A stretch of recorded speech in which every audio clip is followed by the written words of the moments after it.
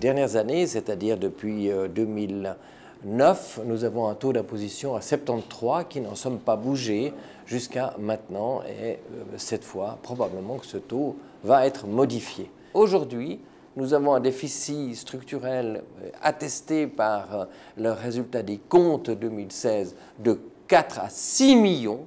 Comment compenser ces 4 à 6 millions? C'est notre défi. Les solutions. Nous avons envisagé deux types de solutions. La première, c'est une augmentation des impôts. Et cette augmentation des impôts est de 3 points. Je rappelle qu'un point d'impôt, c'est 920 000 francs. C'est donc la masse fiscale divisée par le taux d'impôt. C'est 920 000 francs. Donc si vous prenez 3 points d'impôt, ça ne fait pas tout à fait 4 millions.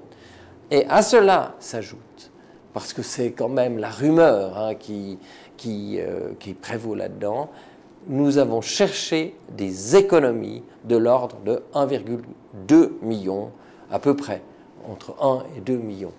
Donc, ces deux mesures s'additionnent.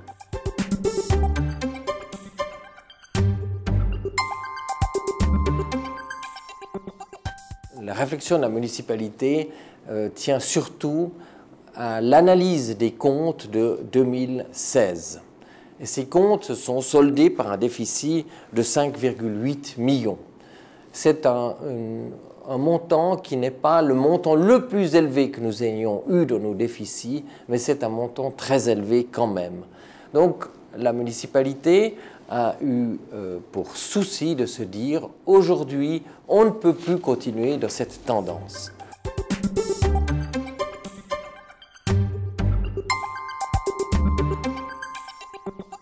Un déficit structurel, on peut le qualifier de cette façon-là, c'est-à-dire qu'il y a des prestations supplémentaires importantes fournies à la population, en termes sociaux notamment aussi dans ce canton, où on sait que la facture sociale pèse lourdement sur les communes. Et puis on a de l'autre côté le moyen de financer ces prestations, c'est essentiellement l'impôt et les taxes, et on assiste à une stabilisation de ces recettes, d'où un trou entre les dépenses liées aux nouvelles prestations et puis les moyens de les financer par l'impôt. On a les deux courbes, j'entends, une courbe qui devient stable et une courbe qui augmente. Donc il y a deux axes pour améliorer nos finances. Le premier axe, c'est de s'attaquer du côté des charges, c'est-à-dire de tendre à une diminution des charges par des économies, par des réductions de prestations, par la suppression de prestations offertes à la population, avec une première cible prévue pour les années 2018-2019 qui devrait être entre 1,5 et 2 millions de francs. Ça, c'est l'objectif fixé. Pour le budget 2018, il y a déjà un premier train de mesures qui ont été décidées par la municipalité, qui devront être bien entendu validées encore par le conseil communal lors de l'examen du budget 2018, qui se monte à 1,2 million. Et puis l'autre axe pour améliorer nos finances, c'est l'augmentation du taux d'impôt. Et la municipalité propose un arrêté d'imposition pour les 2 années qui nous suivent, c'est-à-dire 2018-2019, avec une augmentation de 3 points d'impôt, c'est-à-dire de passer de 73 à 76. Et puis ensuite, à la fin de l'année 2019, au moment du bouclement des comptes, la municipalité fera un point de situation et regardera si elle continue dans cette voie-là ou si, par de bonnes surprises, un retournement conjoncturel par exemple, elle peut peut-être changer son optique.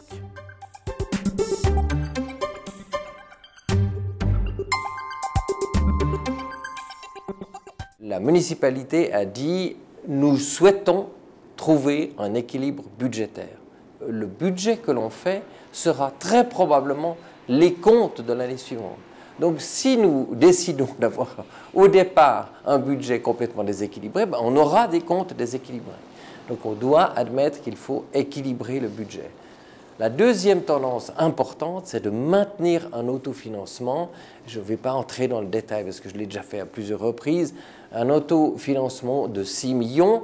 Je rappelle que cet autofinancement permet de couvrir les investissements que la ville doit faire, ne serait-ce que pour l'entretien des routes, l'entretien des bâtiments, enfin la sécurité de notre ville en termes architecturaux principalement.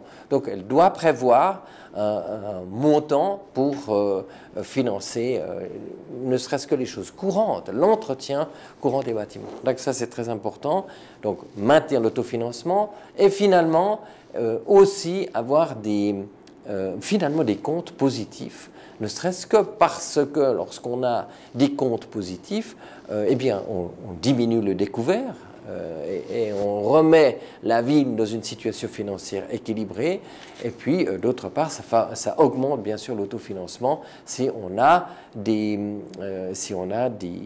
bénéfice de l'exercice.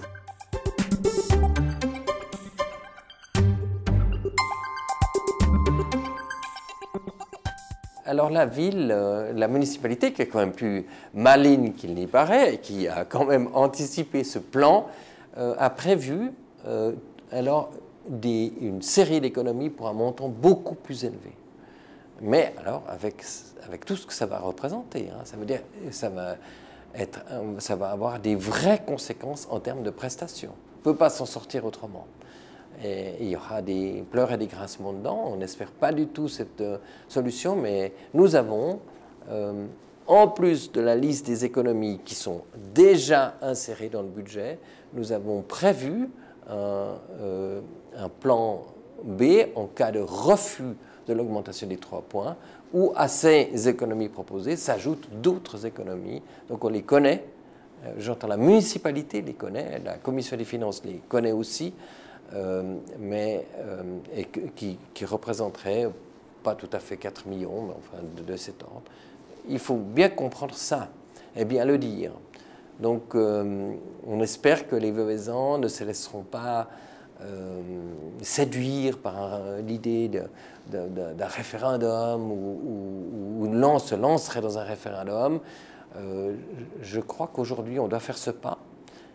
Comme on a bien prévu, pour le budget 2020, nous verrons si ces mesures sont suffisantes et à ce moment-là, on pourra avoir un vrai discours.